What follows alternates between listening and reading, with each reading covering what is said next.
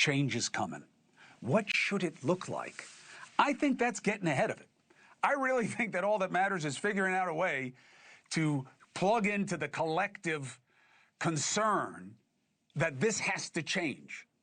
I think that's enough. Ro Khanna, member of Congress in California, Democrat, says, not enough. You got to have the answers. He released what he calls a new social contract for America. Who's he, Newt Gingrich? No, that was the contract with America. This includes a new tax on billionaires. I want to talk to the representative about why he believes this is the big fix. Happy birthday, Ro. You are a beautiful demonstration of the American experience.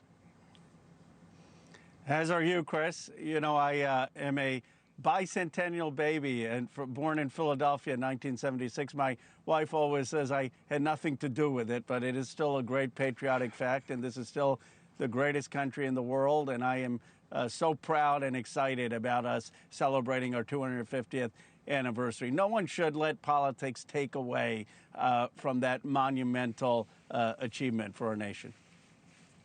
So you have a plan. You say if we just restructure how we tax the top, everything's going to be okay.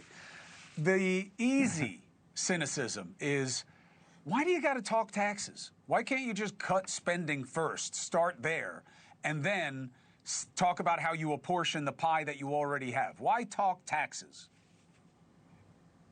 Well, we can talk cutting spending as well. The biggest spending is paying for these foreign wars, with Donald Trump proposing a defense budget that's almost 70% of our discretionary budget, over $1 trillion. So let's start by cutting there and start by not getting into foreign wars in Iran. But the reality is, Chris, we have 19 billionaires who have about 12% of the GDP. They're worth $3 trillion. 19 people. It's 3 times the wealth concentration of the Gilded Age, when you had Rockefeller, Carnegie, Morgan, and Vanderbilt. Now, some of them have done incredible things. They've built real businesses. They've added value. My point is just that they could pay a modest tax.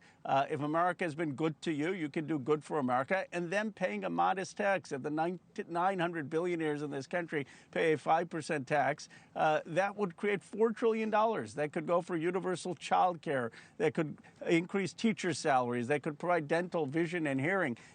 All of us, all of America, could be benefiting from what my district is producing in wealth.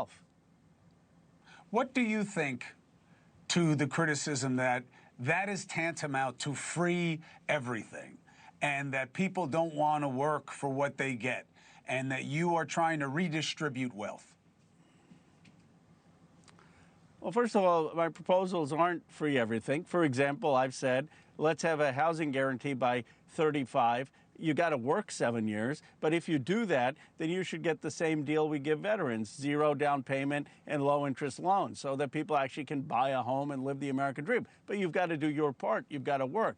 Now, health care, I do think, should be a human right. And that in the richest country in the world, we can afford to do that. We can afford to pay for people's health care, and with Medicare for all, with national health insurance. Doctors can still make money, and you still can have private health care, but that is something that the government can do. And like I said, I don't begrudge people wealth. I think that some of these people have created chips. They've created electric vehicles. They've created iPhones. Great. They've created, in some cases, AI that's helping cure cancer or rare disease. Fine.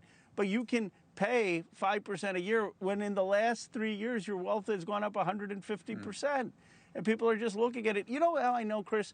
I go around the country and I say without sarcasm, Elon Musk has become a trillionaire. And a lot of places people boo. And my point is, really, we're booing the business leaders in this country? Something is off. Why are they booing? Because they don't feel any prosperity. They don't feel like they're part of it. I'm not saying don't have great entrepreneurs. Just make sure everyone feels a part of it. When you say that Elon Musk is a trillionaire, do you say it in a way that it sounds like an insult to get them to boo, Mr. Khanna? In what context do you bring it up? As an aside? No, yeah. You know, in the beginning, because I'm honest, yeah, I was doing it kind of as an aside. But then I said, let me just be neutral. Let me just be neutral. Let me just say and get the reaction. And I started getting boos for that in, like, the Teamsters, when I would speak to the Teamsters. And it used to be in this country that we admired business leaders. Lee Iacocca, Bill Knudsen, who industrialized America, was the CEO of GM. Because you thought you could become them. Because you thought they could become them. Okay? And that's why people didn't begrudge wealth, because they thought it was an aspiration. It now seems like it's a closed club. What about my idea? You guys give corporations a lower tax rate than small business owners, for example, right, who mostly have pass-through agencies. You can get more deductions than a typical household, but you're not treated the way a C corporation is if you're an LLC or a small business. Why not condition the preference? You don't get to pay the corporate tax as it is now if you pay people not enough to eat. If they have to get SNAP, you don't get to pay that tax rate, you have to pay more. If they have to be on Medicaid, then you have to pay more. That's not socialism. That's capitalism with different choices of regulation. So, Chris, you may be surprised to hear this. Bernie Sanders and I have a bill that does exactly this. It's called the Stop Bezos Act, but it basically says that if Amazon, if you want to live off the government subsidies for social programs, if we're having to pay SNAP benefits, if we're having to pay the housing benefits for people, then you're not going to get the that corporate tax. Your taxes are going to go up, because why should the government, why should you and I subsidize low-wage work?